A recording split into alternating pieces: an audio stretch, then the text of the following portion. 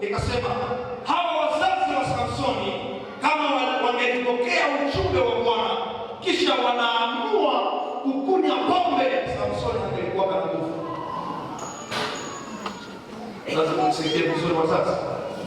Wazazi wa Samsoni, hata kama Bwana amechukua Samsoni, mamake Samsoni akitaka pombe, Samsoni zaliwaka na hana nguvu. Michafu wangelifanyaka vitu vibaya, Samsoni angelizaliwaka na hana nguvu. Ya njema inatokana na disiplini ya wazazi wake. Niliuliza wazazi, mwenyewe Mungu ametubariki watoto na wanalea, unabebesha kijana kuimba na huko mlezi.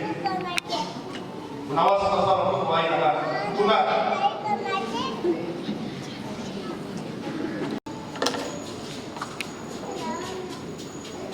Kuna wale ambao walikuwa na mazao, wamama walikuwa walevi wanakunywa pombe. Uko na mimba, kiburi ya shamba mama, unairaka kwa juu bwanako alikusia kutengeneza chakula. Na uko na mimba, unawaza mtoto unatazama kufanana na mama. Habari ya kile njoma anafanyaka. Kuna mtu mjamzito, lakini uko na sikombote sawa kanga alamu na ile kama mtoto yenu sana sawa. Wazazi wa Samsoni wangelifanya vitu visivyokuwa sawa, unazidi destiny ya Samsoni ingelibomolewa. Uko na mimba wewe baraka ukahala waacha, wewe ni mama mjamzito.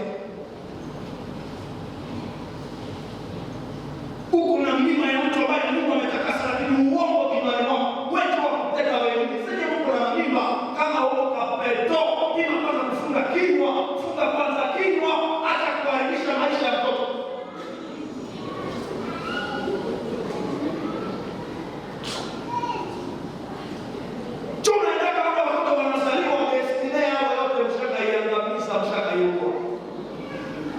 Na hapo ndipo nilisema juu ya baraka kwa watoto, nikasema unaona wazazi wa Kristo sawa ni mnazala watoto, mtoto anafanya nyumba hii na nene yake ya baraka mko wapagana. Mtoto anafanya hii na nene, mko anafanya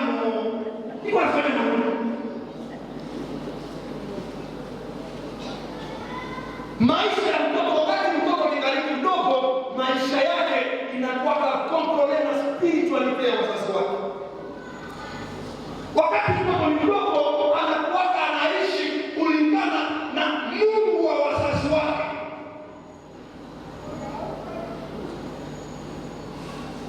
Alafu je, Mungu na wagedea bademwa na mwanjuma ya baleta baraka, mwalete dimashi na wabariki.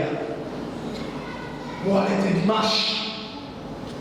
Mungu na wagedea badesme, mwalete dimashi. Huko na wagedea makati ni mwana ni nyumba habari kama ukisoma leo shakazunguka kufanyia yote.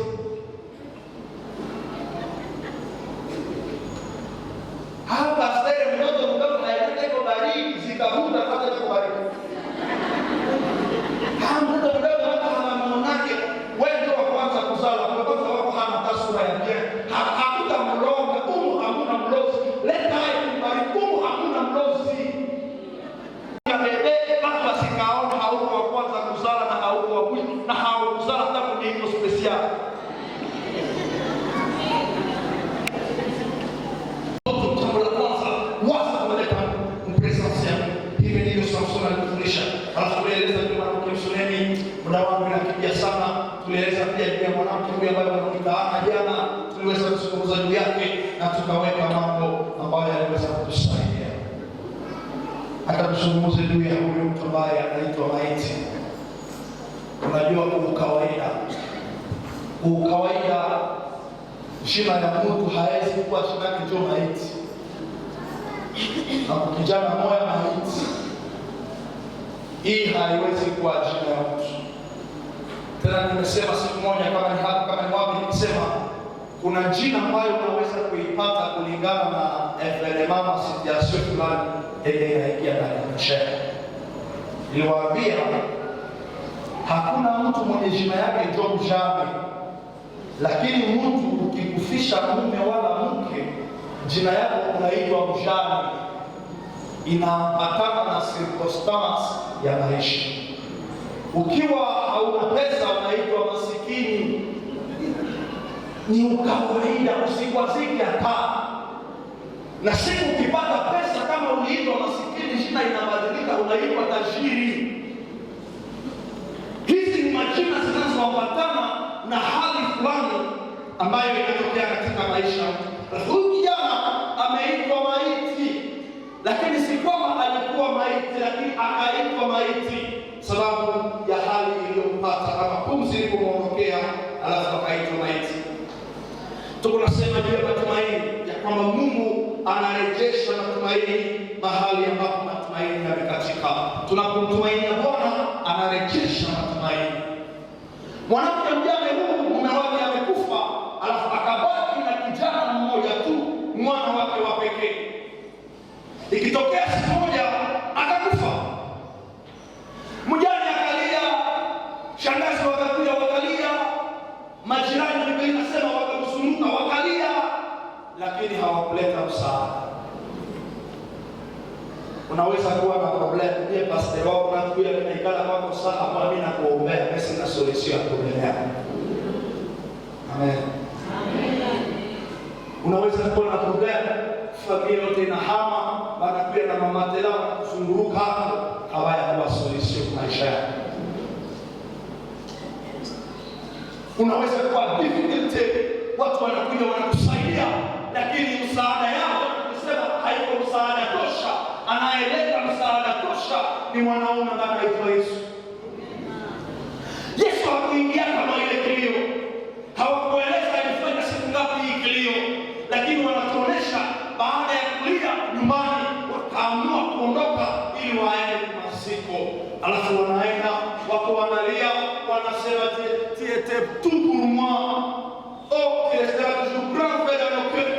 Maneno balia ya uongo. Anasema kama kwa nini unaenda huko? Walimwambia huyu kaka, lakini walikuwa wanampeleka mahali pa kulazwa.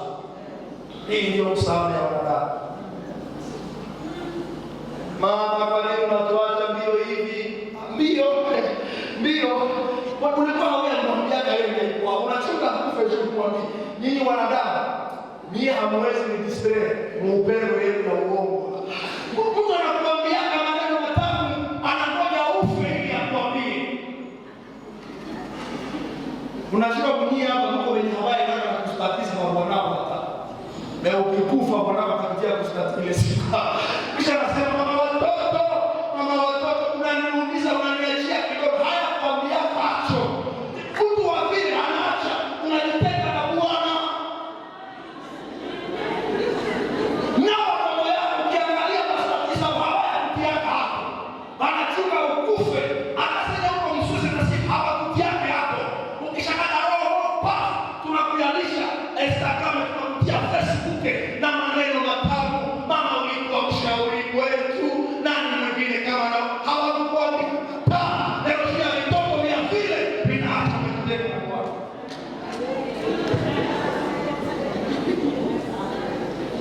Sasa si wa baba si ndio, manake wa baba wacha niwaambie kweli, mimi nasema kweli tu. Nyie wa mama, ukienda moto juu ya bwana yako utakulata fimbo mbema. Unajua sisi wa Bwana hatuhangaiki hata. Unajua unapokufa wewe mwanamke, ninalia hapa, macho moja inaangusha machozi, nyingine inatafuta mamlaka. Hii inalia inasema natunge, inasema Rasheli nimekuona, hii inasema Nyakaswera, inasema mwanamke mrembo, haleluya. Niko nalia, amen, niko natafuta. Ndio waume waliaina, wanawake wanajifanya sana na unasahau familia yako.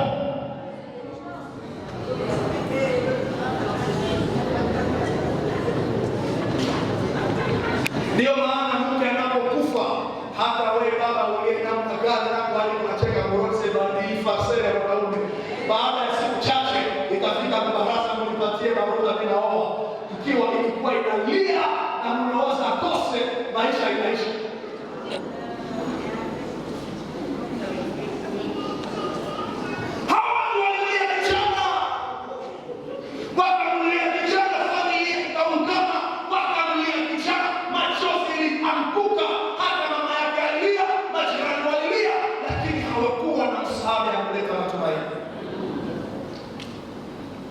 hawakuwa na msaada.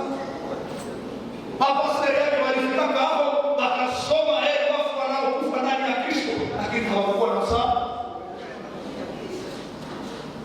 Waimbaji walifika mji ule mzuri, hawakuwa na msaada. Hawakuwa na msaada. Wanaimba ujimbe moyo mwanadamu, Mungu yuko pamoja nawe, lakini hawakuleta msaada. Wakristo wenzangu, mwanadamu, jirani, mke wako, mtoto wako, mume wako, asiache unamkosea. Asiache unaharibisha mahusiano yako na Mungu. Huyu mnyame anayeharibu mahusiano yake na Mungu sababu ya watu. Hii siku mtoto angelizikwa, matumaini yangelipotea. Matumaini yangeliharibika. Najiuliza, nyingi katika maandiko ambayo Biblia inasema, tupime kuwaza kidogo. Ikitokea huyu kijana alikuwa na rafiki na mke Ikopini, ilikuwa wapi ile muda? Ilikuwa inaandika kama message sema tiema respiration. Est-ce que ilikuwa inaanza kupumua sio amekufa?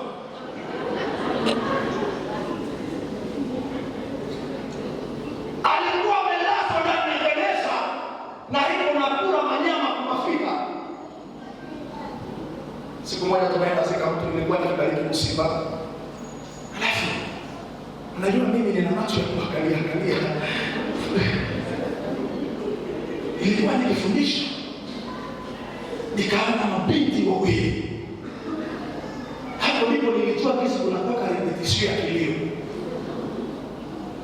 Repetition ya kilio, kisi watu wanajipanga kisi wakalia. Mwingine anasema nikienda mbele nitanipotea nyuma. Nitakuwa nafanya sabaya ya kwenda mkaburi kunanibana nyuma. Hapo ndipo nilijulia sasa. Nilikuwa nikifundisha mafundisho. Wawili wakatokea, wakakuja pale mbele, wakonga kazimia pafu. Nikaangalia mtu amezimia, hakuzimia. Ule wa pili anaanza kukamika, hata wanataka wanampepea, alete kanisa nikashinda kuhubiri. Hata wanataka wakuzimia, bana wanyangu akuja na watu hawazimia. Nikimaliza kufundisha tunaenda maziko. Tulienda zika mbali sana. Kisha wakasema kwenye tunaenda mbali, tuanze kula chembugani. Mwenye alizimia aliposikia tunakula chembugani akaamka, akafufuka haraka sana. Chembugani. Sasa hivi mchungaji kajiuliza, si ndio kama alikuwa amezimia? Akisikia tunakula chembugani, anaamka haraka. Na wengine niko wiko mliku bawa na wanataka tu. Ndio wanasinyaka ya sabla kwa kilio.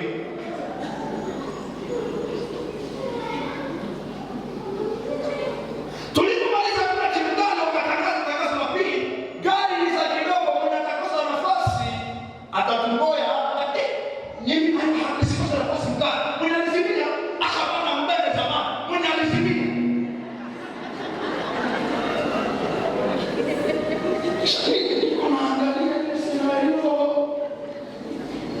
nikaelewa kumbe mwanadamu si rafiki ya mwingine mwanadamu. Mwanadamu si rafiki. Mwanadamu si rafiki. Mwanadamu asiache unakosea. Mwanadamu asiache haya kutumikia Bwana. Mwanadamu yeyote ule asiache unavunja mahusiano muda wako pamoja na Bwana. Mwanadamu wakombolewa waseme amen. Ile senario haikuishia pale, tukafika kwa kusika. Akazimia tena mbele ya kusika. Nikashangaa tena huyu anazimia. Kisha nikaambia kusika, mumtia hapo naye. Kisha akafufuka akasema huyu pastor hanipenda tena. Hadi walidia hapo.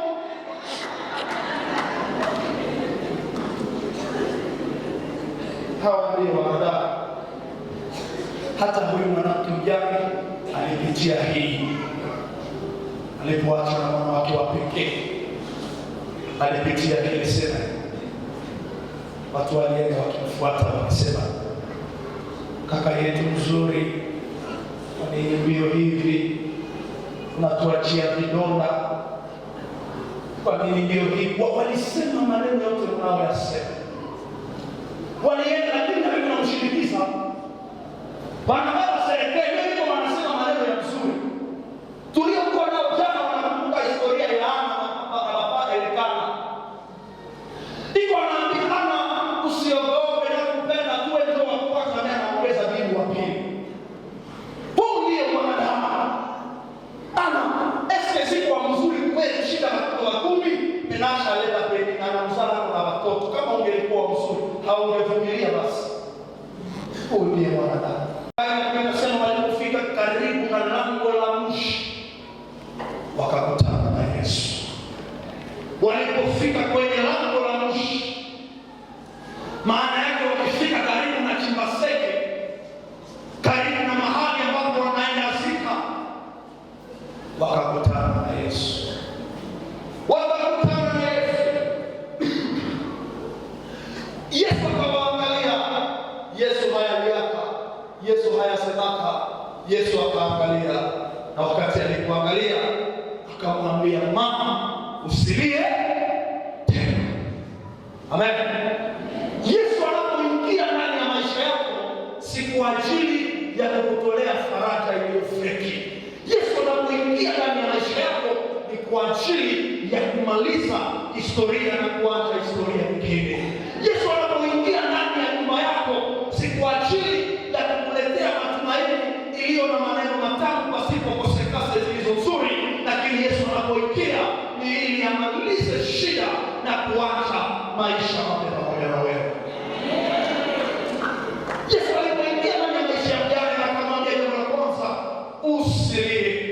Sababu gani alimwambia? Biblia inasema Yesu alimhurumia. Yesu alimhurumia. Yesu akamhurumia mama mjane alipomwona giza na fadhaika. Unajua wewe unataka kufisha mtoto na huko na wasema haujasikia vile ya kukufisha mtoto mmoja mwenye huko naye. Ukikufisha mmoja waseke unaliaka, lakini wale wakati alikupatia kusorasi. Na mwenye alizalaka mmoja tena hana bwana mwenye anaweza kuzala kwa mwingine. Kisha yule mtoto anakufa, mwana wake wa pekee. C'était comique.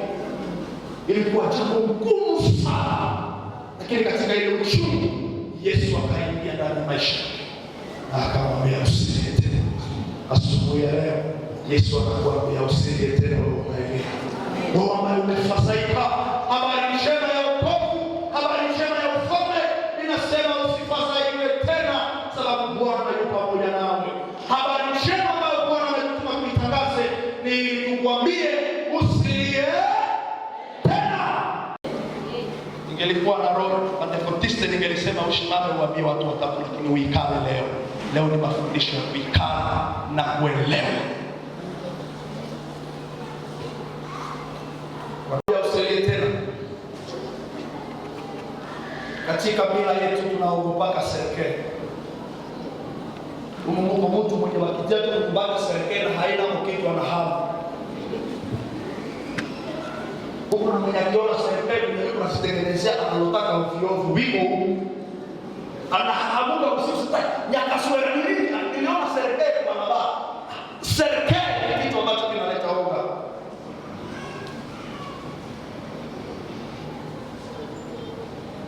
Lakini Yesu hakuogopa serikali. Biblia inasema Yesu akaenda kwenye gereza. Kwenye ile gereza akaweka mkono juu yake. Na wale waliokuwa wakichukua wakashika.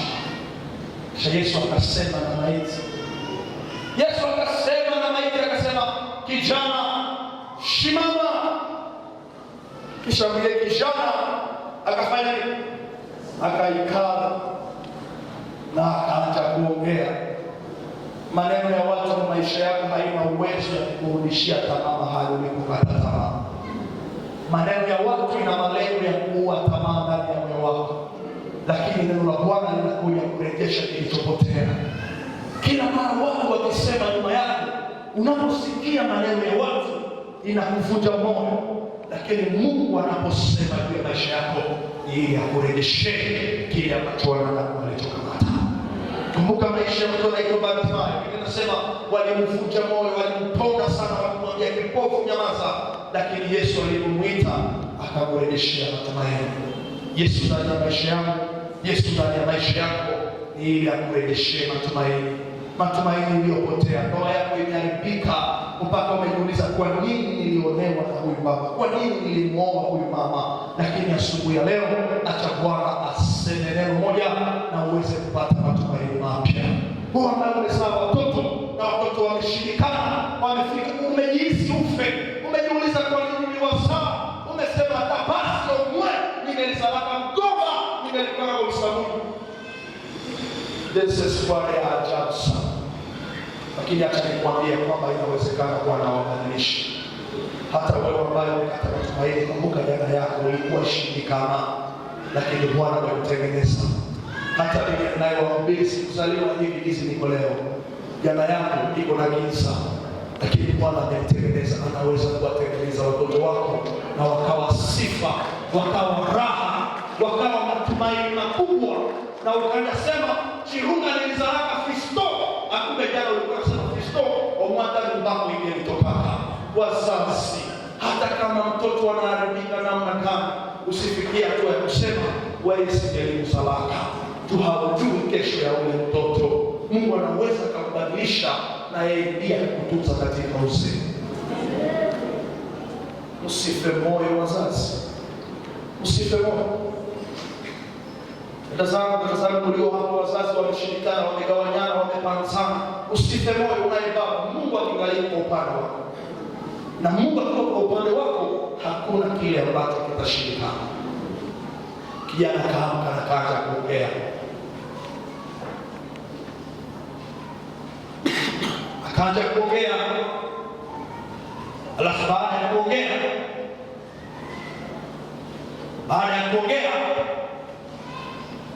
wakamrejesha kwenye mama yake. Jitie nafasi ya mama yake. Wale tu mama yake na wale kijana, kisha wanamrejesha kwako. Mama president, na utafanya nini? Utarukaruka, utalala chini, utafanya nini? Amen. Oh, amen napotea. Amen. Utafanya nini? Najua mwanamke huu matumaini ya kuishi ilirudia. Furaha yake ilirudia. Furaha ilikuwa imeisha, machozi ilikuwa imetoka. Najua machozi ilikauka pasipo mshwari. Mungu alimaliza machozi ya mjane akakatika ghafla, na mjane akacheka, na wale ambao walikuwa nalia wakakiria wakashangaa. Mungu anaweza akafanya jambo katika maisha yako. Na wale waliokuwa kama marafiki wa karibu wakakimbia sababu walikuwa wanafurahia sufrasi yako. Kuna mtu ambaye anaweza lia na wewe na haiko na lia na wewe. Analia mimi niko nasema kana koma. Baba Defroza basi molobo Mungu ameyo. Omoroha kalikuwa kashasifunia ule mwanamke si amekufa. Akufe pia asifufuke hata. Mimi niko nasema molobo. Mungu hasemaki maneno ya hipokrisi. Mungu anaposema anasema na roho iliyo wazi na iliyo salama. Kanisa, ujifungie kwa Bwana. Usimkosee Bwana. Sababu kuna siku moja utapitia kipindi hata mimi mchungaji wako sitafika. Hata wazazi wako hawatakuwepo. Na majirani wanaweza enda mshamba na huko anifikirite. Mtu pekee mwenye atabakiaka na wewe kama ulifanya mahusiano mazuri ni Yesu. Lakini kama uliishi, kuna watu ambao tunawaambia ya kwamba Yesu yupo pamoja nawe. Yesu na haiko nako mwa ile magumu.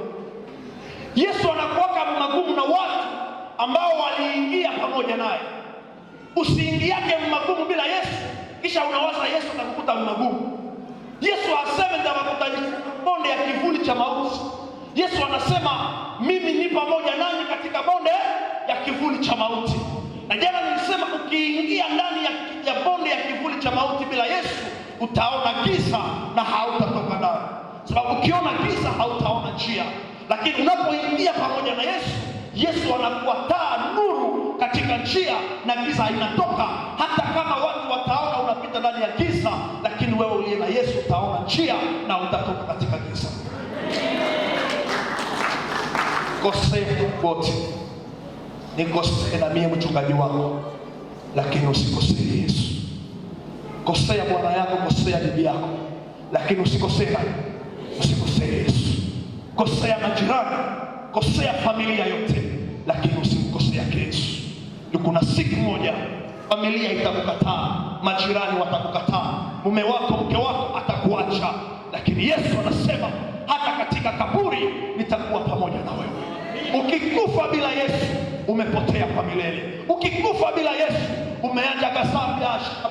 Ukiishi bila Yesu hauna valeur ya existence. Nyie wenye mko hapa hamuna Yesu, mavi iko na valeur kwa shika. Arejea, uko hapa umevala veste sawa, mimi unavala ni Teresa ya Kikristo, mimi naita ni Teresa. Umeshavala kanguo kapi. Kama hauna Yesu, narejea tena kwa sauti kubwa, kama hauna Yesu, mavi ina heshima kukuzidi. Pemporte uwe yenye umevaa, pemporte meshe umetia, pemporte kwafe uko nayo, pasipo Yesu hauna valeur. Pasipo Yesu bora haungeliumbiwaka. Yesu alimwambia Yuda, ingelikuwa jambo nzuri huyu mtu asingalizaliwa. Unaishi katika dhambi, mie pastor wako nisikuwa na kufurahia sababu napenda sadaka. Sisi wachungaji tunapenda sadaka. Tutakupamba, tutakufurahia na kuombea na kwako maraseke si Afrika kwa mwingine. Lakini kama hauna Yesu, hauna valeur mbele yake. Anasema mafi ina heshima kuliko maisha ya mpagani. Ninyi ambao mmegaagaa katika sana, unaishi katika sana, na nyakati zingine mnakuja mnapitiza meza ya Bwana. Wazee haleluya, wazee haleluya, wazee wa kanisa amen, hawanipi amen, wazee amen. Hata mnavala mavesti mnakia pitiza meza ya Bwana hapa. Kama mko wenye sana mavi kuna valeur kwa shida. Narejea, ukochagua kuwa mzee wa kanisa haikupatia nafasi mbinguni. Unaweza kuwa mzee hapa, lakini kama Yesu hana nafasi, hauna chochote ulicho nacho. Inaweza kuwa mchungaji na call pastoral, inafika hapa na mavazi meupe sawa retrete hapa. Kama retrete ana Mungu ndani ya maisha yake, retrete maisha yako haina usamani. Usamani wetu si mavazi, usamani wetu haiko matiti, usamani wetu haiko vyote vyenye mkononi, haiko pesa. Usamani ni Yesu ndani ya maisha. Usamani ni Yesu ndani ya maisha. Matumaini tosha ni Yesu ndani ya maisha yetu. Ni Yesu ndani ya maisha yetu. Ni Yesu ndani ya maisha yetu. Narejea, ni Yesu ndani ya maisha yako. Usiye bora usingalizaliwa. Mungu awabariki.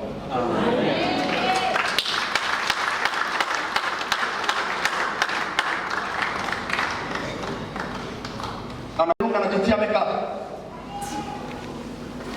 Makeup inaweza kukupatia sura nyingine Bangladesh. Preswa utarudia fundura ile ya zamani. Unaweza pakala makeup uko wa mweusi unakuwa wa short. Unatrombea parasi. Tukupatia hii semeni. Utarudia original. Utarudia kangaro kama uko mashifu utafanana mashifu. Naambia watu kuweka kikwara maji beka inakimaliza kama mchufu na haipusha kiko jina ya chikwara. China tukaka tu maji unasema napiga nini? Napiga chikwara. Na wewe sema nimepiga samaki ya baridi. Na watu wamebatiziwa lakini tu ni vikayani. Umebatiziwa, umetoka kwa mchufu na uko chikwara. Saidia kanisa lako Jehova. Hili ni kanisa lako umenipa nilitunze katika mwaka moja na miezi mitatu. Naamini nimefanya ile mapenzi yako. Naamini nimewafundisha neno la uzima. Naamini nimewaonya katika ukamilifu. Naamini Bwana nimefanya kazi ulionipa nifanye hapa. kwa wiki zinazobaki mbele ya Mungu, nisaidie niwe kielelezo na niwaambie iliyo mapenzi yako. Nimewafundisha asubuhi ya leo wasipoteze matumaini. Wote waliona Bwana wataona njaa. Wote waliona wewe wataona njia ikitengenezwa. Wote waliona wewe Bwana, hata wanapokufa umesema wataishi, sababu watatawala pamoja na wewe. Tengeneza mioyo ya Wakristo walio hapa. Tengeneza mioyo ya mama yangu aliye hapa. Tengeneza moyo ya baba yangu aliye mahali hapa, ambaye roho yake imeenda mbali nawe, imejiunga na watu, imewapendeza watu, imewapendeza waume wao, wamependeza waume, lakini wakikukosea Bwana uilie, ili kanisa lipone, ili matumaini yarejeshwe, kanisa liishi, liwe na uhai ndani yake. Bwana, saidia mioyo zetu, hata mimi nayetakasa uniwezeshe, ili kesho nisilete aibu katika kanisa lako. Saidia wazee wa kanisa, saidia waongozi wa madepartement, maservice, saidia Bwana mpaji, saidia wote ambao wamekusanyika nasi asubuhi ya leo, ili mioyo zao zitengenezwe na zikurudilie, kwa jina la Yesu, amen.